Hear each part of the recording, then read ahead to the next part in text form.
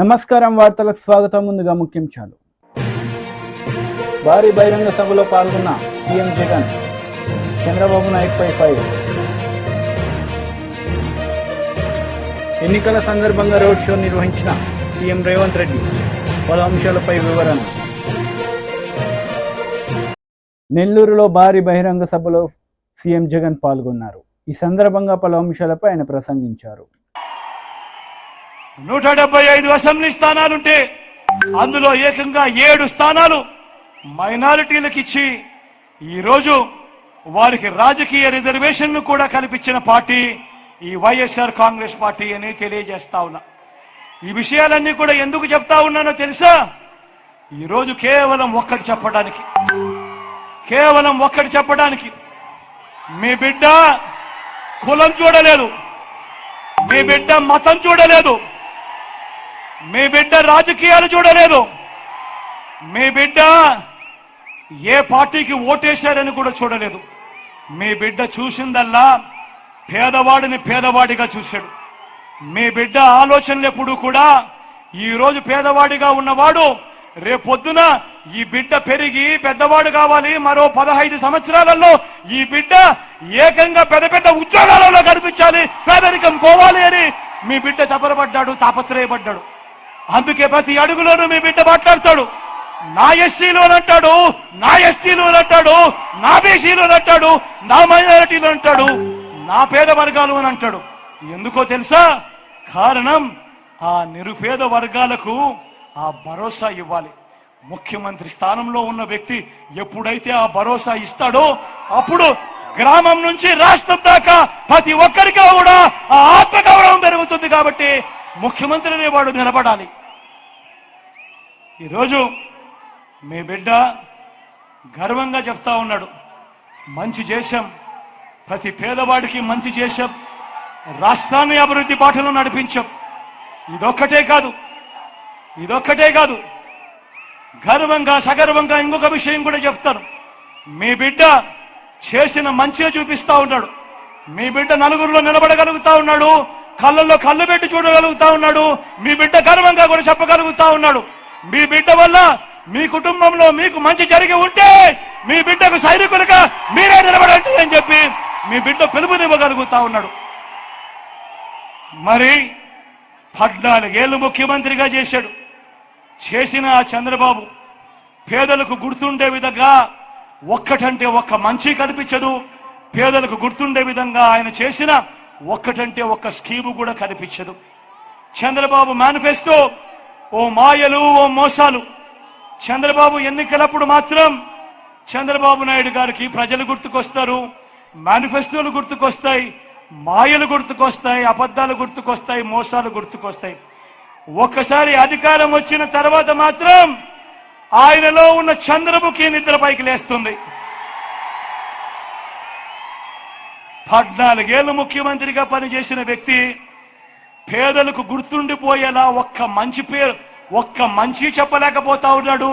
పేదలకు గుర్తుండిపోయేలా ఒక్క స్కీము చెప్పలేకపోతా ఉన్నాడు అనంటే ఆయన ఎన్నిసార్లు పేదలను మోసం చేశాడు అన్నదానికి నిదర్శనం కాదా అని అడుగుతా ఉన్నా.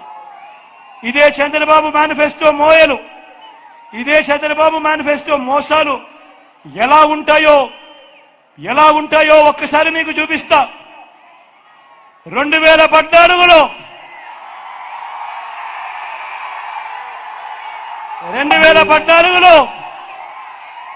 ఇదే పెద్ద మనిషి చంద్రబాబు నాయుడు గారు స్వయంగా సంతకం పెట్టి కింద సంతకం కూడా కనిపిస్తా ఉంది చూడండి. సంతకం పెట్టి ఇదే కూటమిలో ఇదే ముగ్గురు ఈ పాంఫ్లెట్ మీ ప్రతి ఇంటికి పంపించాడు. 2014లో ముఖ్యమైన హామీలు అని అంటూ మేనిఫెస్టోలో పెట్టడమే కాకుండా ఈ పాంఫ్లెట్ను ముఖ్యమైన హామీలు అని అంటూ ఆయన సంతకం పెట్టి ఈ ముగ్గురు ఫోటోలతో మీ ప్రతి ఇంటికి పంపించాడు ఈ పెద్ద మనిషి చంద్రబాబు. ఆ తర్వాత ప్రజలు నమ్మి ఈయనని ఎన్నుకున్నాక 2014 నుంచి 2019 ఈయన ముఖ్యమంత్రిగా పరిపాలన చేశాడు. నేను అడుగుతా ఉన్నా, ఈ 2014లో ఈయన మేనిఫెస్టో అని అంటూ సంతకం పెట్టి ప్రతి పేద ఇంటికి ఇది పంపించి ఈ ముగ్గురు ఫోటోలతో ఉన్న ఈ పాంప్లెట్ పంపించి ఇందులో చెప్పినవి కనీసం ఒక్కటంటే ఒకటైనా చేశాడా అని మీరందరూ కూడా ఆలోచన చేయమని కోరుతా ఉన్నా. ఇందులో చెప్పినవి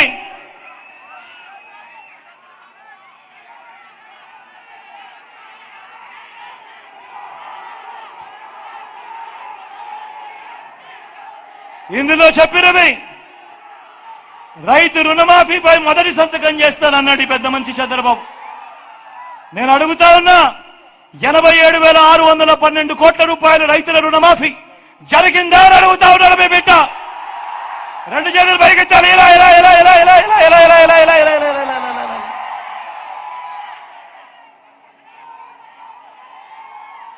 రెండో హామీ, పొదుపు సంఘాల రుణాలన్నీ రద్దు చేస్తానన్నాడు.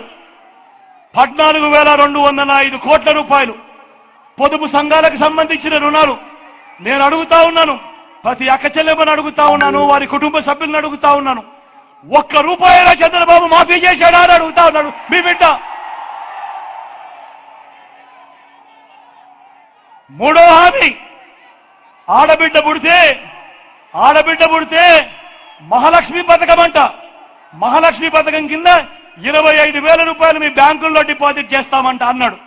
నేను అడుగుతా ఉన్నా, ఇన్ని వేల మంది ఇక్కడ ఉన్నారు, ఆయన హయాంలో 25,000 కదా దేవుడు ఎరుగు, కనీసం ఒక్క రూపాయి అయినా మీ బ్యాంకు ఖాతాల్లో వేశాడా అని అడుగుతా ఉన్నాడు మీ బిడ్డ.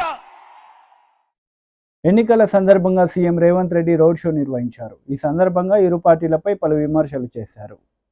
రాహుల్ గాంధీ గారితో మాట్లాడి దానం నాగేందర్ను మీరు ఎంపీగా గెలిపించండి, కేంద్రంలో మంత్రి పదవి ఇప్పించే బాధ్యత నేను తీసుకుంటా. అందుకే మిత్రులారా, ఈ నగరం అభివృద్ధి జరగాలంటే కాంగ్రెస్ పార్టీ గెలవాలి. మీ సమస్యలన్నీ నాకు తెలుసు. మా మేయరమ్మ, మా డిప్యూటీ మేయరమ్మ చెప్పింది, మా అనిల్, మా అంజనన్న చెప్పిండు. మీ సమస్యలు పరిష్కారం కావాలంటే ఈరోజు రాష్ట్రంలో కాంగ్రెస్ పార్టీ అధికారంలో ఉంది. మనం వచ్చిన మొదటి 100 రోజుల్లోనే ఆడబిడ్డలకు ఆర్టీసీ బస్సులో ఉచితంగా ప్రయాణం కల్పించినాం. ఇప్పటి వరకు 35 కోట్ల మంది ఆడబిడ్డలు ఆర్టీసీ బస్సులో ఉచిత ప్రయాణాన్ని ఉపయోగించుకున్నారు. బస్తీలలో, వివిధ కాలనీలలో ఉండే మా పేదవాళ్లకు 500 రూపాయలకే సిలిండర్ ఇచ్చి ఆడబిడ్డల్ని మేము ఆదుకున్నాం. ఇదే కాదు, మీ ఇళ్లలో 200 యూనిట్ల లోపల పేదలు వాడుకునే కరెంటుకు ఇవాళ 0 బిల్లు ఇచ్చి ఉచితంగా విద్యుత్తు మీకు ఇచ్చి ఈరోజు పేదలను ఆదుకున్నాం. పేదల ఆరోగ్యం కోసం దవాఖానకు పోతే మీ బిల్లులు చూసి చచ్చిపోయే పరిస్థితి ఉంటే రాజీవ్ ఆరోగ్యశ్రీ ద్వారా 10 లక్షల రూపాయలు ఉచితంగా ఇవాళ పేదలకు ఉచిత వైద్యాన్ని అందిస్తున్నాం. ఇదే కాదు, ఇందిరమ్మ ఇండ్లు ఆనాడు రాజీవ్ స్వగృహ పేరు మీద మీ పేదలందరికీ ఇండ్లు ఇచ్చిన చరిత్ర కాంగ్రెస్ పార్టీ. ఈ 10 ఏళ్లు చంద్రశేఖరరావు డబుల్ బెడ్రూమ్ ఇండ్లు కట్టిస్తా అని మిమ్మల్ని దగా చేసిండు. అందుకే ఇప్పుడు 4,50,000 ఇండ్లు 22,500 కోట్లతోటి ప్రతి పేదవాడికి ఇందిరమ్మ ఇల్లు ఇవ్వాలని ఇవాళ మన ప్రభుత్వం నిర్ణయం తీసుకున్నది. 5 లక్షల రూపాయలు ఇందిరమ్మ ఇల్లు కట్టుకోవడానికి ఉచితంగా ఇవాళ పేదలకు ఇస్తున్నాం. 3 నెలల్లో 30,000 ప్రభుత్వ ఉద్యోగాలు ఇచ్చి నిరుద్యోగ యువకులను ఆదుకున్నాం. టీడీపీ పోలిట్ బ్యూరో సభ్యులు వర్ల రామయ్య మీడియా సమావేశం నిర్వహించారు. ఈ సందర్భంగా సీఎం జగన్ పై ఆయన మండిపడ్డారు. మండుటెండలో వాళ్ళు నిలబడి ఇబ్బందులు పడుతుంటే, మండుటెండకు స్మృతప్పి పడిపోతుంటే, మండుటెండకు సమస్యల్ని పడిపోతుంటే ఆనందపడుతున్నావు జగన్మోహన్ రెడ్డి గారు. ఇది ఎక్కడి విపరీత మనస్తత్వం ఇది? ఎంత చపల చిత్తులా మీరు? ఎంతటి విపరీత మనస్తత్వం ఇది? నేను అడుగుతున్నా, ఈ రోజున మీకు నిజంగా ఈ వృద్ధుల పట్ల లక్ష్యమే ఉంటే మీరు చెబితే అతను చీఫ్ సెక్రటరీ చేయడండి. మీరేం చేస్తారో నాకు తెలీదు. వాళ్ళ ఇళ్ళ దగ్గరే మీరు పెన్షన్లు ఇవ్వండి అని మీరు చెబితే చేయడాయన? ఇంత ముందు పట్టుకొని కూర్చుంటాడాయన? నేను పాలిటిక్స్ మాట్లాడలా. నేను పాలిటిక్స్ చెప్పాలనేది నా ఉద్దేశం కాదు. మానవత్వం గురించి మాట్లాడుతున్నా. మానవత్వ రహిత మనిషి మీరు. మానవత్వం ఏ కోశాన లేని ఒక జీవోత్సవం లాంటి వ్యక్తి మీరని నేనంట. సమాధానం చెప్పగలరా జగన్మోహన్ రెడ్డి గారు? తెలుగుదేశం పార్టీ తరఫున మేము మాట్లాడటంలా, ఆ వృద్ధులు, ఆ పెన్షన్దారుల తరఫున, నా జాతి వాళ్ళు, నా కులం వాళ్ళు, నా మతం వాళ్ళు, నా వర్గాలకు చెందిన వాళ్ళు అక్కడ ఇబ్బందులు పడుతుంటే మనస్సు ఆగక ఆక్రందనతో నేను మాట్లాడుతున్నా. జగన్మోహన్ రెడ్డి గారు, మీరు అనుకుంటే ఇంటి దగ్గర పెన్షన్లు ఇవ్వటం జరిగేది కాదా అని చెప్పి నేను అడుగుతున్నా. మీరు అంత అసమర్థపు ముఖ్యమంత్రి, మీరు అంత పనికిరాని ముఖ్యమంత్రి, మీరు అంత చెత్త ముఖ్యమంత్రి, మీరు ఎందుకు అంత భీష్మించి కూర్చున్నాడు జవహర్ రెడ్డి గారు? మీ ఇద్దరు కలిసి చేసిన కుట్రలో భాగం కదా ఈ ఇబ్బందులు. అదే జవహర్ రెడ్డి గారిని నేను అడుగుతున్న, మానవత్వం ఉందా అసలు మీకు? మీకు మానవత్వం ఉంటే మీరు చెప్తే గుండెమై చేసుకొని చెప్పండి. మీరు ఇప్పించలేరా? ఇంటింటికి ఇప్పించలేరా? దొంగ సాకులు, కుంటి సాకులు చెప్పి వల్ల ఉసురు తీసుకుంటారా జవహర్ రెడ్డి గారు? ఆయనకి రాజకీయ లబ్ధి చేకూర్చడం కోసం కాదా మీ తపన, మీ ఆరాటం, మీ ఆవేదన, మొత్తం ఎవ్రీథింగ్ ఆయనకి రాజకీయంగా లబ్ధి చేకూర్చడం కోసం. వీళ్ళేమైపోయిన పర్లా, ఈ 69 లక్షల మంది చచ్చిపోయిన పర్లా జగన్మోహన్ రెడ్డికి లాభం చేకూర్తే చాలు అన్న ఆలోచన మీది కాదా? మనం బాధతోనే మాట్లాడుతున్నా, ఆవేదనతోనే మాట్లాడుతున్నా. మీ రాజకీయ చదరంగంలో రాజకీయ లబ్ధి కోసం అంత సీనియర్ ఐఏఎస్ ఆఫీసర్గా మీరు చేయలేరా? మీరు పెన్షన్ ఇంటి దగ్గర ఇప్పించలేరా? ఆ టీచర్స్ని ఉపయోగించలేరా ఒక 2-3 డేస్? మీ సచివాలయం స్టాఫ్, గ్రామ సచివాలయ స్టాఫ్ను ఉపయోగించలేరా? అంగన్వాడీ టీచర్స్ని ఉపయోగించలేరా? వీళ్ళందరినీ ఉపయోగించి ఆ పెన్షన్లు ఇప్పించలేరా? You can do it, but you have not done it. మీరు చేయగలరు మీరు, కానీ కావాలని చేయలేదు, దురుద్దేశంతో చేయలేదు, దుష్ట ఆలోచనతో చేయలేరు మీరు. వాళ్ళు ఇబ్బంది పడాలా, తద్వారా జగన్మోహన్ రెడ్డికి మేలు జరగాల. వీళ్ళు ఏమైపోయినా పర్లా, వీళ్ళు చచ్చినా పర్లేదు, మా జగన్మోహన్ రెడ్డికి మేలు జరగాల. చంద్రబాబు గారు అడ్డుపడ్డారు, రమేష్ కుమార్ గారు అడ్డుపడ్డారు, మీకు ఇబ్బందులు వచ్చినాయి, నాకు ఓట్లు వేయండి. అదే కదా మీ దుర్మార్గపు ఆలోచన జవహర్ రెడ్డి గారు. రమేష్ కుమార్ అడ్డుపడ్డారు, అడ్డుపడమన్నారు చంద్రబాబు గారు, మీరు వాళ్ళకు ఓట్లు లేదు, మా జగన్మోహన్ రెడ్డి గారికి ఓట్లు వేయండి. ఇదే కదా మీ తపన. ఇందుకోసమే కదా అంతమంది ఉసురు కొట్టుకుంటున్నాడు మీరు. ఏమి జగన్మోహన్ రెడ్డి గారు ఎంత గొప్ప చదువుతాండి, ఆ చంద్రబాబు గారు వల్లే మీరంతా చచ్చిపోయారంట. చంద్రబాబు గారు కాదు, నేను చెబుతున్నా. ఆ బిడ్డల పక్షం వహించేవాడు, ఆ వృద్ధుల పక్షం వహించేవాడుగా నేను చెబుతున్నా. You are responsible for the deaths as a chief minister. మీ రాజకీయ కక్ష కోసం, మీ రాజకీయ లబ్ధి కోసం. ఏపీ ప్రభుత్వ సలహాదారు సజ్జల రామకృష్ణారెడ్డి మీడియా సమావేశం నిర్వహించారు. ఈ సందర్భంగా పలు అంశాలపై ఆయన మాట్లాడారు. ఇప్పటికీ నిజాలు కానీ గందరగోళంలో ఇచ్చేసేసి సాదా బైనామా అనే దాని పేరుతో పేపర్ మీద క్రియేట్ చేయడము, దాన్ని బేస్ చేసుకుని ల్యాండ్ మీద పడగా విప్పడం, కబ్జా చేయడం. ఇది జరిగింది ఎవరి హయాంలో? చంద్రబాబు నాయుడు హయాంలో కాదు. అంత అడ్డగోలుగా దేశంలో ఎక్కడన్నా జరిగిందా? అది కావాలని వాళ్ళ కోరిక. మళ్ళీ ఆ అరాచకం కావాలా? ఇప్పుడు జగన్మోహన్ రెడ్డి గారు చేస్తున్న ప్రయత్నం ఏదైతే ఉందో దాంతో అరాచకాలకు ఒక్కసారి కళ్ళెం పడుతుంది. అది ఇష్టం లేదు వాళ్ళకు. రామోజీరావు క్లాసిక్ ఎగ్జాంపుల్ ఎప్పుడు రిమైండ్ చేస్తుంటాను. వైజాగ్ లో రామోజీరావు లీజుకు తీసుకున్న స్థలం ఎవరో ఒక ఓనర్ దగ్గర తీసుకొని వర్మ అని ఎవరో ఆయన ఈనాడు దీనికోసం ఆ స్థలం పక్కన రోడ్డుకు పోతే ఆ స్థలంలోంచి కాంపెన్సేషన్ 600 గజాలు ఎంతో వస్తాయి. అది ఎవరికి పోవాలి? మామూలుగా భూమి యజమానికి కదా. రామోజీరావు రాయించుకున్నాడు, తన పేరు మీద రాయించుకున్నాడు, తన పేరు మీద రాయించుకుని ప్రభుత్వం నుంచి తను తీసుకున్నాడు. అంటే ఇలాంటి విలువైన ఆస్తులు. అలాగే చంద్రబాబు నాయుడు 100 ఎకరాలు ఈరోజు కూడా నెల్లూరు జిల్లా బాలాయపల్లి అంటారు. దాంట్లో అన్ని రకాల ఉన్నాయి, బినామీలు ఉన్నాయి, వాటిలోంచి మార్చుకున్నాడు, రకరకాల పోయినాడు. ఆయన కబ్జాలు ఉన్నాయి. ఇంకా 1000 ఎకరాలు తెలియని ఇంకా ఎన్ని చోట్ల ఉన్నాయో అప్పట్లోనే వచ్చేది. ఏది ఇంకా కర్షక పరిషత్తుకున్నప్పుడే వచ్చేవి ఆయన పేరు. ఆయనకు ల్యాండ్స్ లేకలేదు. ఇలాంటి అక్రమాలన్నిటికీ, బలవంతుల దౌర్జన్యానికి, కండబలం గాని ధనబలం గాని, ఈ రోజు ఏదైతే వీళ్ళ బ్యానర్ స్టోరీలు వస్తున్నాయో, ఏ రీజన్స్ చూపి వీళ్ళు ఆందోళన చెందుతున్నామంటున్నారు, ఇవన్నిటికీ చెక్ పెట్టడానికి, చెక్ పెట్టే సదుద్దేశంతో, మంచి లక్ష్యంతో జరుగుతున్న ప్రయత్నం. ఇది కూడా ఇంకా పూర్తి అయిపోయి ఇంప్లిమెంటేషన్కి రావడానికి ఇంకా టైం చాలా 3 ఏళ్ళు 2 ఏళ్ళు పడుతుంది. అప్పటిలోగా వస్తున్న ఏదైనా అభ్యంతరాలు ఉంటే తీసుకుంటారు. కోర్టులో కేసు ఉంది, అది తేలాల్సి ఉంటుంది. అపోహలుంటే తొలగించాలా.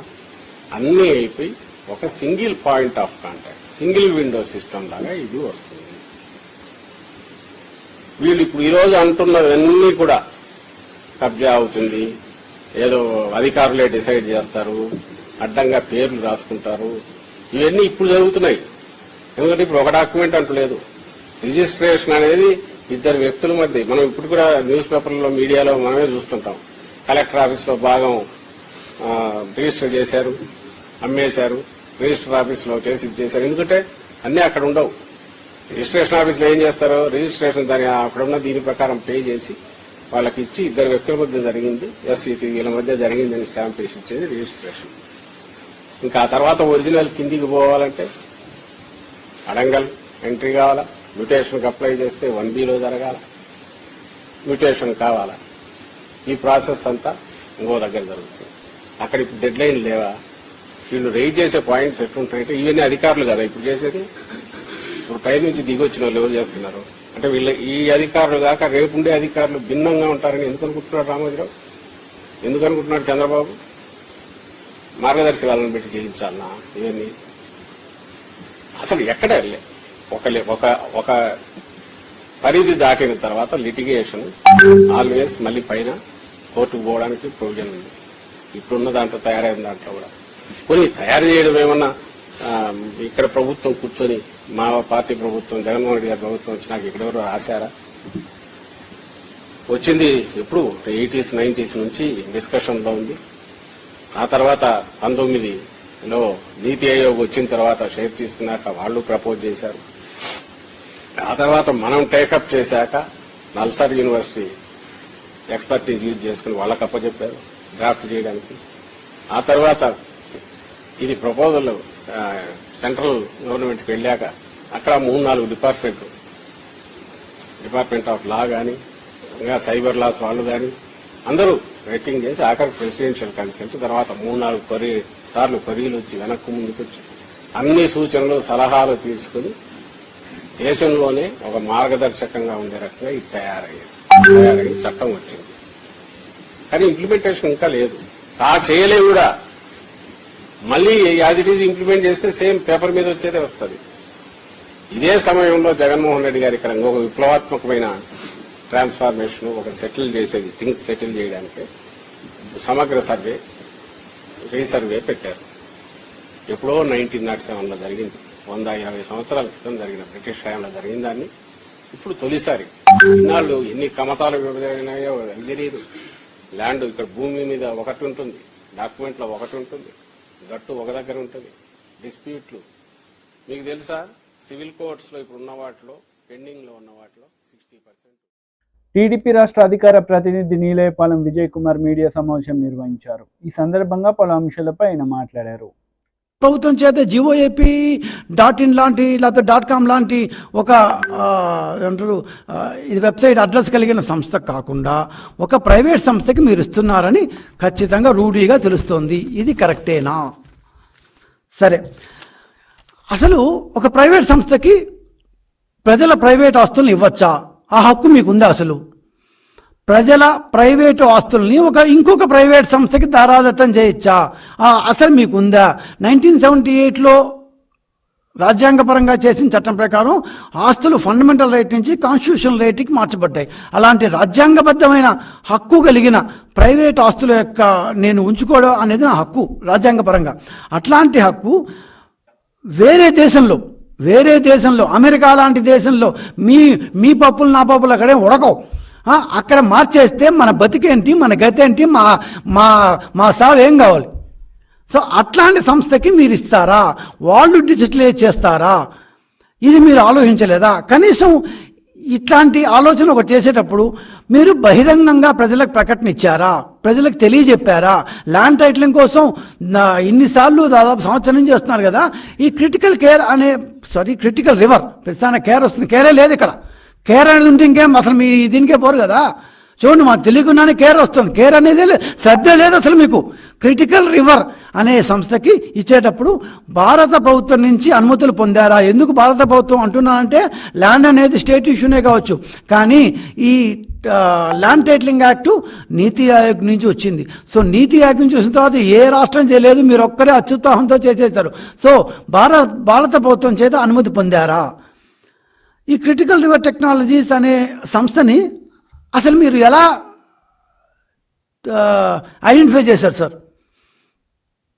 జగన్మోహన్ రెడ్డి గారు ఇంత పెద్ద ఎత్తున మన ఆస్తులన్నీ ఆ సంస్థకి ఇచ్చేటప్పుడు దీనికి సరైన అంత స్థాయి ఆ సంస్థకు ఉందా? పోనీ ఈ సంస్థకి ఏమేమి స్థాయిలు ఉన్నాయి, వాళ్ళకున్న ప్రోటోకాల్స్ ఏంటి, ఇవన్నీ మీరు చూసారా? అసలు సింపుల్గా చెప్పాలంటే ఓపెన్ టెండర్ ఇచ్చారా?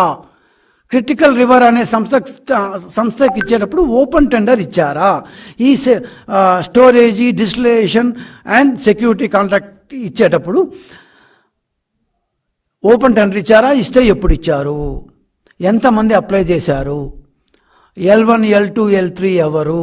ఏ విధంగా ఏ ప్రోటోకాల్స్ బేస్ చేసుకొని L1, L2, L3 మీరు ఐడెంటిఫై చేశారు? వాళ్ళ యొక్క ట్రాక్ రికార్డ్ ఏ విధంగా అసెస్ చేశారు? అసెస్మెంట్ ప్రోటోకాల్స్ ఏంటి? వీళ్ళకి చూపిన ఫీజు ఎంత? ఫ్రీగా చేయరు కదా. ఫ్రీగా అయితే ఏ సాఫ్ట్వేర్ కంపెనీ చేయదు. మేము సాఫ్ట్వేర్ నుంచి వచ్చామే, డబ్బులు తీసుకుని చేస్తారు ఎవరన్నా. ఎంత ఫీజు మీరు చూపారు?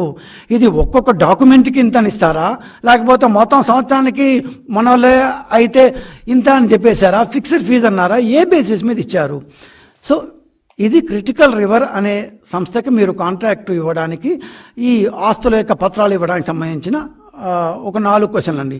ఈ 4 క్వశ్చన్లకి మీరు జవాబు చెప్పకపోతే, కనీసం మీ యొక్క భూ పరిపాలనా శాఖ CCLA కావచ్చు, ఎవరన్నా కావచ్చు, ఈ 4 క్వశ్చన్లకు జవాబు చెప్పకపోతే, కనీసం ఒక రోజులో జవాబు చెప్పకపోతే ఖచ్చితంగా మీరు ఈ సంస్థకి కాంట్రాక్ట్ ఇచ్చినట్టుగానే మేము భావించాల్సి ఉంటుంది. ఎందుకంటే 4 రోజుల క్రితం ఈ క్రిటికల్ రివర్ అనే సంస్థకి ఇచ్చారు స్టోరేజ్ సంబంధించి అనే వార్తాపత్రికల్లో వచ్చింది. అది ఎవరి పెద్ద పట్టించుకోలేదో ఏమో, కానీ మేము దాని లోతుకు పోతే అసలు మన దేశం సంస్థే కాదు అని తెలిసింది. వార్తాపత్రికల్లో వచ్చినా కూడా మీరు పట్టించుకోలేదు. ప్రధాన ప్రతిపక్షంగా ఈరోజు మేము క్వశ్చన్ చేస్తున్నాం. ఆంధ్రప్రదేశ్లో ఉన్న ఆస్తుల పత్రాలన్నీ, ల్యాండ్ పత్రాలన్నీ, ఇంటి పత్రాలన్నీ. వార్తలు ముగించే ముందు ముఖ్యాంశాలు మరోసారి. భారీ బహిరంగ సభలో పాల్గొన్న సీఎం జగన్, చంద్రబాబు నాయుడుపై ఫైర్. ఎన్నికల సందర్భంగా రోడ్ షో నిర్వహించిన సీఎం రేవంత్ రెడ్డి, పలు అంశాలపై వివరణ. ఈ వార్తలు ఇంతటితో సమాప్తం. తిరిగి ప్రసారమయ్యే వార్తల్లో మళ్ళీ కలుద్దాం. అంతవరకు సెలవు. నమస్తే.